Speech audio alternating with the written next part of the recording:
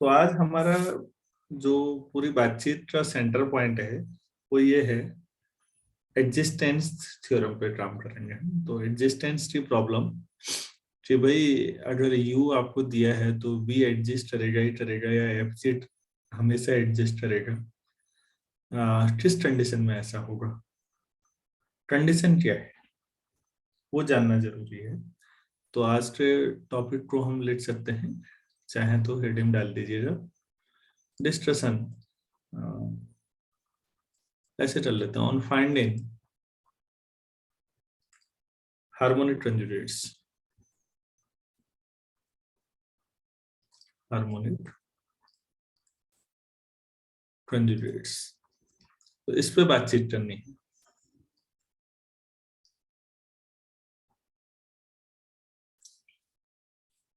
तो जैसा हमने कल पढ़ा है, यू लेके हमने वी पे बात की थी या एफ जेड पे बात की थी। पहले उसको किस तरह से हम कहें, यहाँ वेदर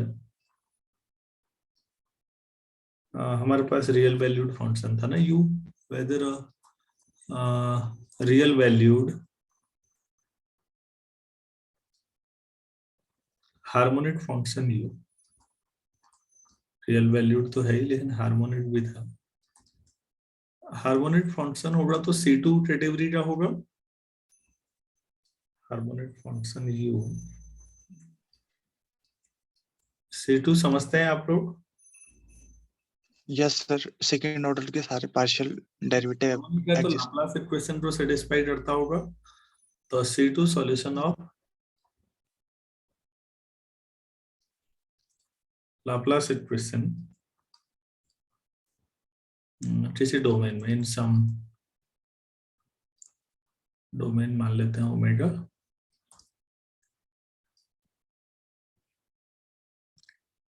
तो उस दौरान इज अ रियल, और ये इमेजिनरी भी हो सकता है कभी, रियल और imaginary part of some analytic function. Question ये है, कोई रियल वैल्यूड हार्मोनिक फंक्शन है u, और u क्या है बताया गया है, और C2 solution of Laplace equation in some domain omega. तो ये जो u है ये किस स्थिति में किसी एनालिटिक फंक्शन का रियल या फिर इमेजिनरी पार्ट बन सकता है? क्या आपको प्रॉब्लम समझ में आई? पहले यही कहा गया है। Yes sir. अच्छा, तो इस पे हम लोग बातचीत कर रहे हैं। तो हम मान लेते हैं कि u दिया हुआ है, क्योंकि डिस्कशन है। सपोज नई लाइन से मैं ऐसा सोच लेता हूं, सपोज u इज 2,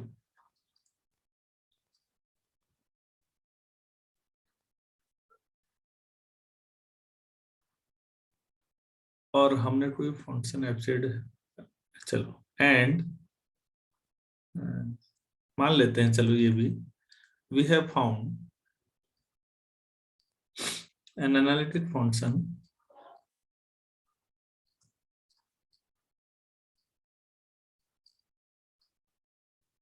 हम इसको कैपिटल एफ जेड मान लेते हैं। कैपिटल एफ जेड हमने मिल गया है, कोई ऐसा एनालिटिक फंक्शन मान लेते हैं ओमेगा में, such that capital F Z equal to U plus iota times P.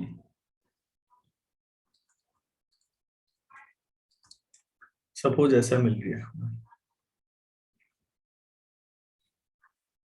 अगर ये एनालिटिक है तो क्रॉसी रीमन इक्वेशन हम लगा सकते हैं। CR equations are applicable.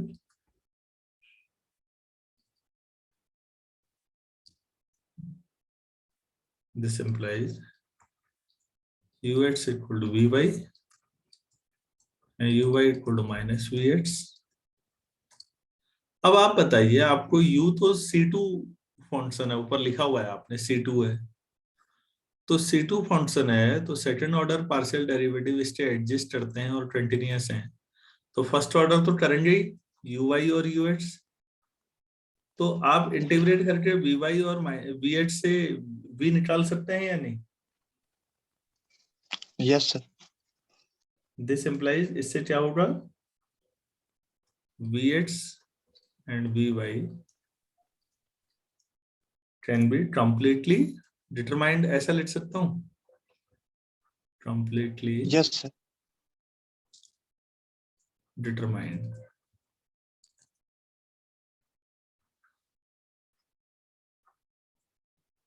For given U, ये भी लिख लो। इस यू के लिए आप वी एच वी वाई निकाल सकते हो, और अगर ये निकाल देंगे तो इंटीग्रेट करके वी कैन बी डिटरमाइंड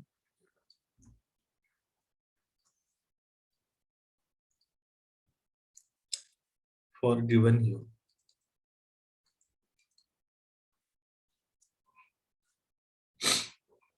तो हम यू भी निकाल सकते हैं, ठीक है, यू दिया हुआ है तो हम भी निकाल सकते हैं। सवाल यहां तक तो ठीक है, ये आ गया।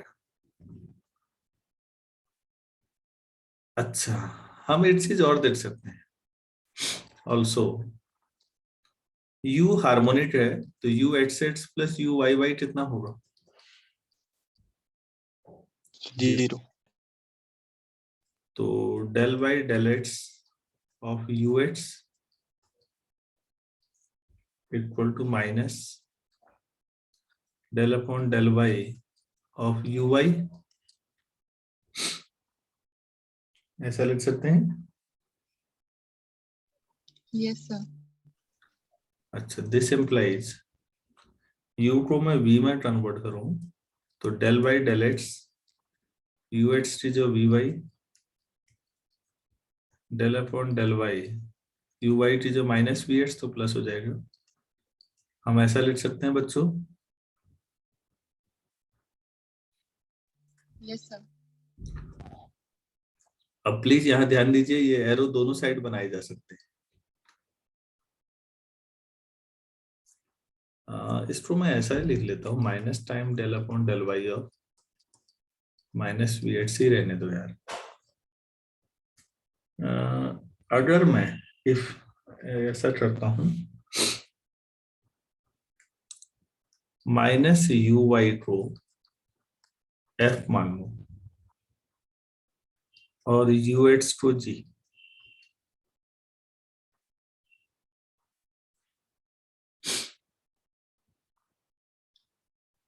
माइनस यू वाई को मैंने एफ फंक्शन मान लिया और यू एट्स को कोई फंक्शन जी मान लिया, तो फिर हम एक इसी प्रॉब्लम को अब एक नए तरीके से पूछ सकते हैं बच्चों किसी एग्जाम के लिए। मैं ऐसे लिख लेता हूं, then V can ask this problem as, कैसे, हम इस क्वेश्चन को ऐसा बना ले, देखो कितना अच्छा सवाल है, किसी एग्जाम में आ जाए। एफ और जी ले लीजिए, दो फंक्शन है, क्योंकि एफ और जी फर्स्ट ऑर्डर पार्शियल डेरिवेटिव है, यू एच से यू वाई से आए हैं। और अब एक बार और कर सकते हो आप, क्योंकि यू दो बार डिफरेंशिएबल था ना, तो यस सर। तो एफ और जी C1 कैटेगरी में आएंगे ओवर ओमेगा। Yes sir. इनका ए फर्स्ट डेरिवेटिव कंटिन्यूअस होगा। और एक कंडीशन और है, with F Y equal to G H कह सकते हो या नहीं? एफ वाई कितना होगा Yes. यार, सोचो, U Y Y, yes sir. अरे भाई एफ आपके पास माइनस यू वाई है, तो एफ वाई कितना होगा, एक बार और हो जाएगा। और जी एट्स, जरा जी कहाँ है देखिए, यू एक्स है। ये दोनों बराबर हैं या नहीं? अरे U X X equal to minus U Y Y है या नहीं? Yes sir. Yes sir. दोनों का सम लाप्लास इक्वेशन ये है ना, ऊपर लिखा हुआ है ये। तो इसका मतलब F Y equal to G एट्स लिख सकते हैं। Yes sir. Yes. हाँ, अगर ये सवाल आए, can we find a function v,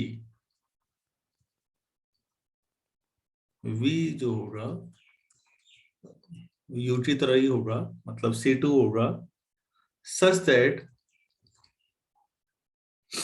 जो vx होगा वो f होगा and vy equal to g in omega. This is the question.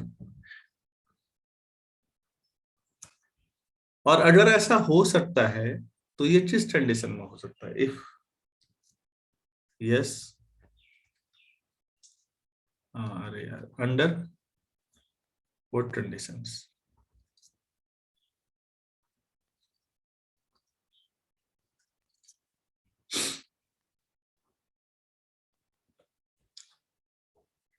सवाल समझ में आया? अगर u आपके पास ऐसा है तो ऐसा v आपको कब मिलता है? क्या हमेशा मिलता है? जैसा कि हम लोग सवाल कर देते हैं फटाफट, अरे u है तो v तो निकाल ही लेंगे हम। अगर v डायरेक्ट नहीं निकालेंगे तो fz निकालेंगे और फिर उसको रियल इमेजिनरी सेपरेट करके v निकाल लेंगे। कल भी तो दिए थे क्वेश्चन 8 2। Yes, sir.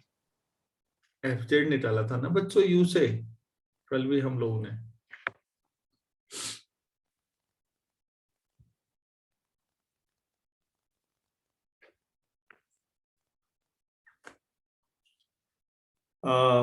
प्रॉब्लम अब समझ में आ पाई आप लोगों को? अगर ऐसा दे दिया जाए, होता क्या है कि हम बीएससी पढ़ते समय वी की एग्जिस्टेंस थ्योरम पे बात नहीं करते बच्चों। हम सोचते हैं यू एग्जिस्ट कर रहा है तो वी तो हमेशा ही करेगा, लेकिन ऐसा नहीं है। ये काफी डीप प्रॉब्लम है और उस डीप प्रॉब्लम को हम पार्शियल आंसर देंगे। अभी वो क्या आंसर होगा उसके लिए थ्योरम को फ्रेज करना पड़ेगा, उसको प्रूफ करना पड़ेगा। ये बातचीत जैसी चला रहा हूं मैं, तुम लोगों को समझ में आ रहा है कि मैं बोर कर रहा हूँ? या ये समझ नहीं में सर, आ रहा है समझ। आ रहा है ना कि मैं करने क्या जा रहा हूं? कि u अगर एग्जिस्ट करता है जो c2 हो, तो क्या ऐसा v हमेशा एग्जिस्ट करेगा या नहीं करेगा, या इन कंडीशंस में करेगा? तो वो कंडीशंस क्या है? ये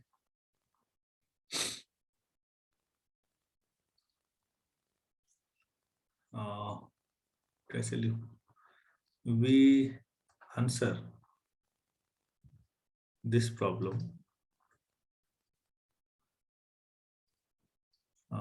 via the below theorem, the theorem given below.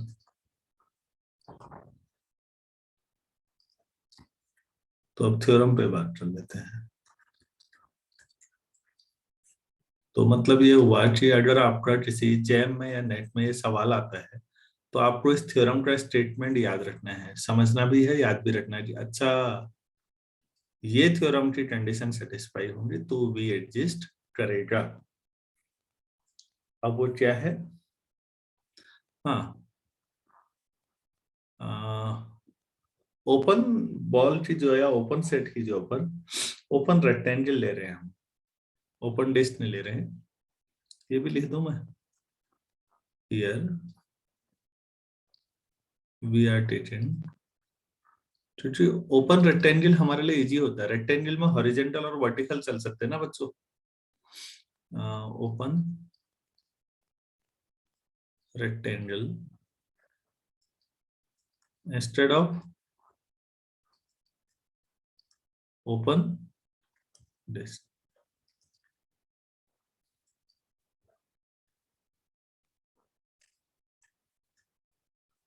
there is no significant difference। हमारे लिए चीजें आसान हो जाएंगी तो हम ऐसा ले रहे हैं, इसमें कोई ज्यादा फर्क नहीं। तो रेक्टेंगल कैसे लेंगे भाई? अब थ्योरम का स्टेटमेंट लिख रहा हूं मैं। मैंने ऐसा मान लिया, हमने ऐसा 2 डायमेंशन की जब रियल एनालिसिस किया था तब भी किया था। एक्स वाई जो है R2 का कोई पॉइंट है, mod of x minus a less than delta, mod of y minus b less than delta dash.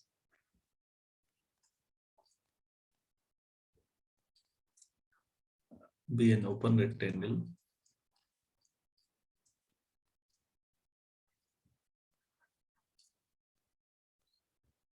in R2.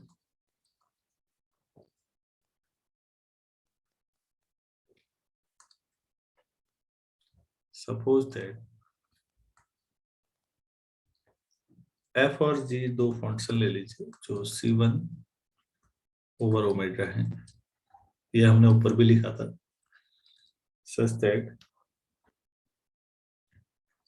और ऊपर हमने और क्या लिखा था, fy इक्वल टू gx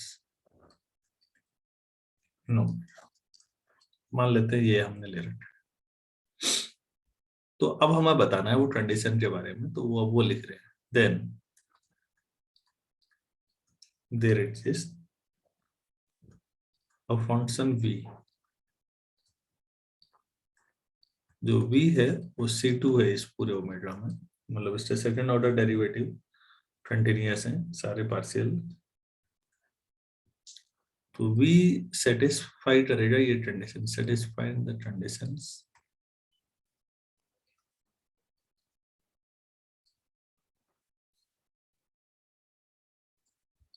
जो vx होगा वो f होगा और जो vy होगा वो g होगा इन ओमेगा।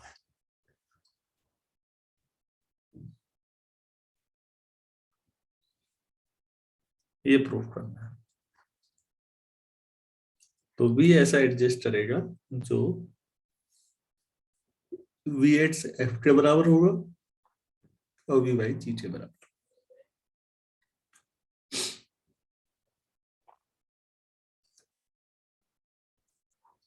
ठीक हो गया। प्लीज ध्यान दीजिएगा, अगर मेरे पास कोई पॉइंट a, b है तो उसके चारों ओर एक ओपन बॉल बनी है, यहाँ पर ओपन सेट जो है वो रेक्टेंगुलर है, जो x minus A mod less than delta है, तो x a माइनस डेल्टा से x equal to a plus delta तक जाएगा, और y कहां से कहां जाएगा, b minus delta dash b से minus b plus delta dash. तो उम्मीद है आप लोगों को ये समझ में आता होगा मॉड की डेफिनेशन से। अगर Yes, sir. नहीं आता है तो प्लीज बोलिएगा कि हमें नहीं आ रहा है, किसी को समझाना है, नहीं समझाना। सर हाँ, हेलो, हाँ तो बेटा जल्दी बोला करो थोड़ा सा, मैं इतनी देर तक देखता रहूंगी तुम फिर बोलो। x minus A mod less than delta था, x माइनस ए की दो सिचुएशन है, x माइनस ए की जगह x माइनस ए भी रख सकते हो और माइनस टाइम्स x माइनस ए भी लिख सकते हो। याद है मॉड ऑफ x की डेफिनेशन, या तो x या माइनस x। अब दोनों ही सिचुएशन में डेल्टा जो है इससे बड़ा है, तो पहली सिचुएशन क्या है कि x a प्लस डेल्टा ये है, और यहाँ पर x minus A greater than minus delta, x greater than a minus delta. दोनों को कंबाइन करिए कि x a माइनस डेल्टा से बड़ा और a प्लस डेल्टा से छोटा है, तो आपके पास आ जाएगा x lies between a minus delta and a plus delta. तो x कोऑर्डिनेट, तो लेफ्ट हैंड की वर्टिकल बाउंड्री और राइट हैंड की जो वर्टिकल बाउंड्री है वो a माइनस डेल्टा से a प्लस डेल्टा के बीच।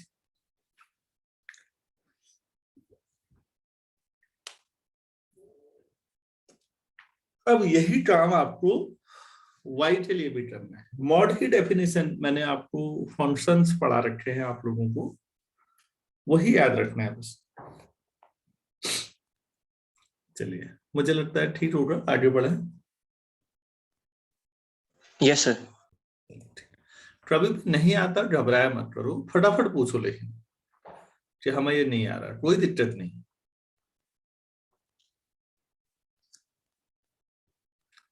पहले मैं तुमसे पूछूंगा कि तुम्हें आ रहा है नहीं आ रहा है, फिर तुम सोचोगे, फिर बताओगे, अरे ये कोई बात ही नहीं हुई।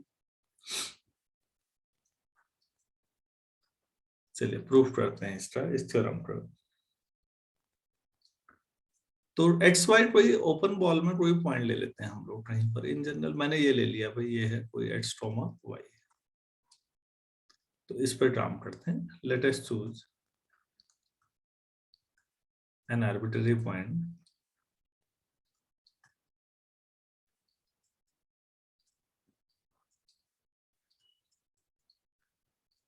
एक्स ट्रोमा वाई, जिसमें होगा ओपन बॉल। और हम डिफाइन कर रहे हैं यहाँ पर V X Y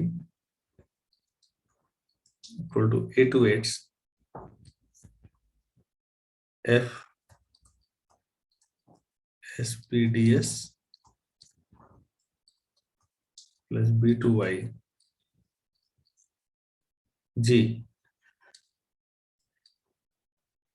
H T D T.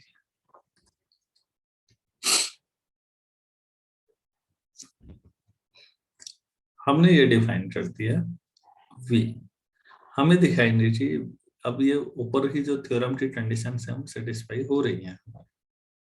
चौथी थ्योरम दोबारा देखिए। Let omega be an open rectangle in R2, suppose that f and g are C1 in omega such that fy equal to gx।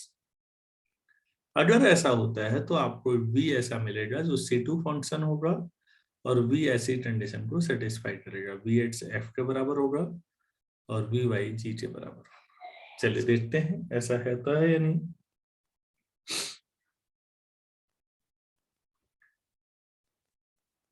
तो v जो है हमने इस तरह से दो दो वेरिएबल का फंक्शन मान लिया है, एक x और एक y को अलग अलग कर लिया।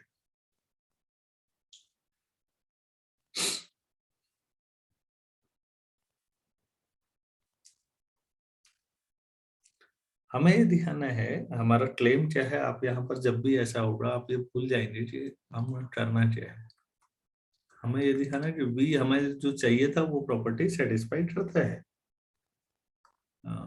ऐसा लिख लो यार, we need to show that v has the desired properties।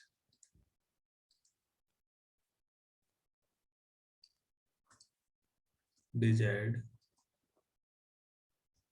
properties जो है वो, अच्छा फंडामेंटल थ्योरम ऑफ कैलकुलस लाते हैं भाई। सुना है इसका नाम? Yes sir. फंडामेंटल थ्योरम कहीं पर पढ़ाया मैंने? सर रिमाइंड और C1 फंक्शंस एक बार के लिए। अगर आपने रिमान देखा होगा ढंग से तो मैंने आपको कराया होगा वहां। चलो v x कर लो, चलो x के रिस्पेक्ट में डिफरेंशिएशन। तो दूसरा वाला इंटीग्रेशन तो जीरो ही हो जाएगा, पहले वाले का होगा। इसका मतलब पार्शियली क्या आएगा इससे, या सर एफ y कर लो पहले। चलो v y बताओ। y के रिस्पेक्ट में होगा तो पहले का zero del G upon Y del y b to y g of x t।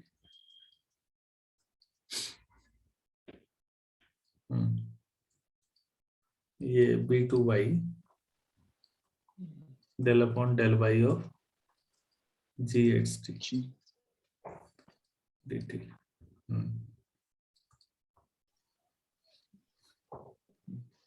Sir G X Y g x y del upon del y of upper limit minus g x y del upon del y of lower limit. याद आया किसी को? नहीं आया?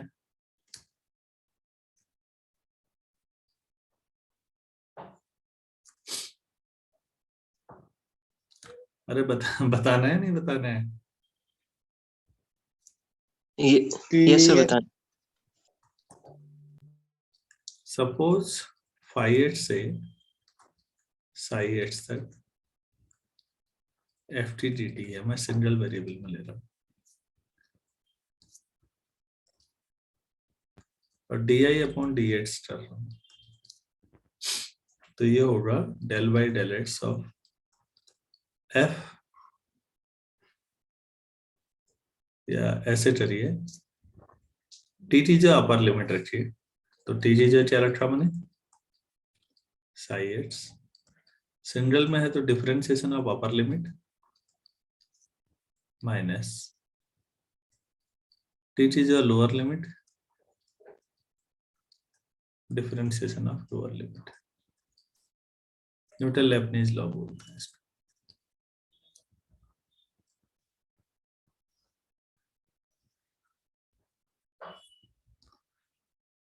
तो lower limit और अपर limit का differentiation भी है, लेकिन इस सवाल में तो लोअर लिमिट कांस्टेंट है बी, तो वो 0 हो जाएगा।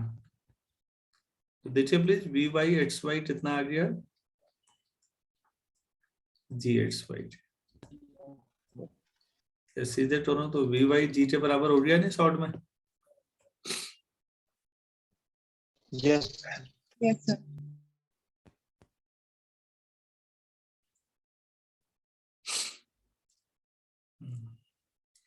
अब हमें वी एक्स पे थोड़ा सा सोचना पड़ेगा, शुरू करना है ये है, फिर मैं वी एक्स कर रहा हूँ, तो वी एक्स में क्या होगा जरा बताएंगे आप लोग यार। सर एफ एक्स ना दोनों जी बी एक्स का फंक्शन है उधर, वी एक्स एक्स वाई यहाँ वाई कॉस्ट तो वाई 0 हो जाएगा। वाई के रिस्पेक्ट वेरिएबल की जो अपर लिमिट पहले में एक्स बी, अपर लिमिट का डिफरेंशिएशन 1 माइनस लोअर लिमिट है 0 प्लस, अब दूसरे में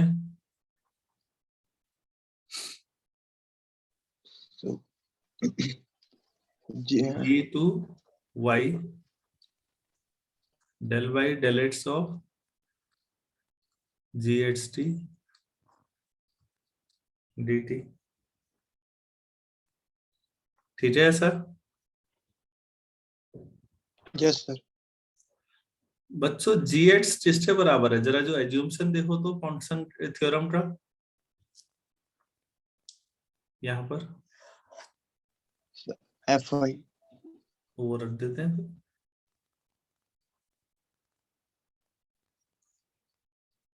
तो F X B plus B to Y F क्या था,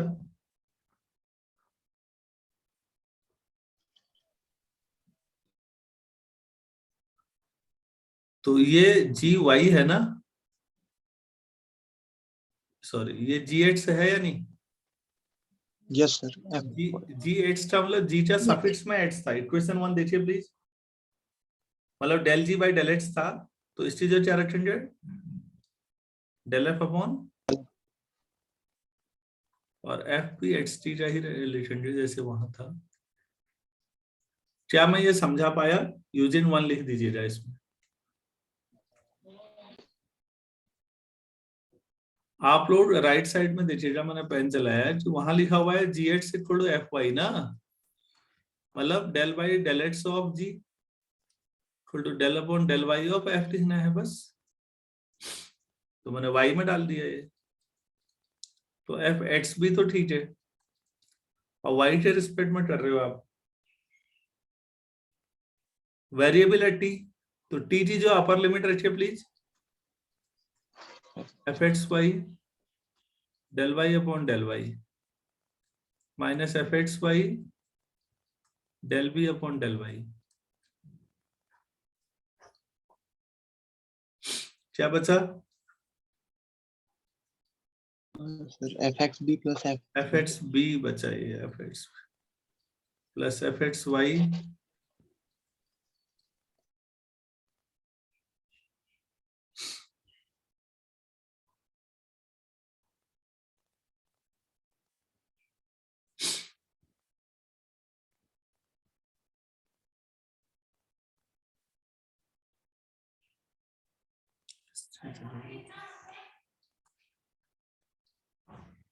माइनस एफ एच पी टेंसिल, केवल एफ एच वाई बच रहा है। किसकी वैल्यू लिए? V H T. तो वी एच से एफ ही प्रूफ करना था आपको।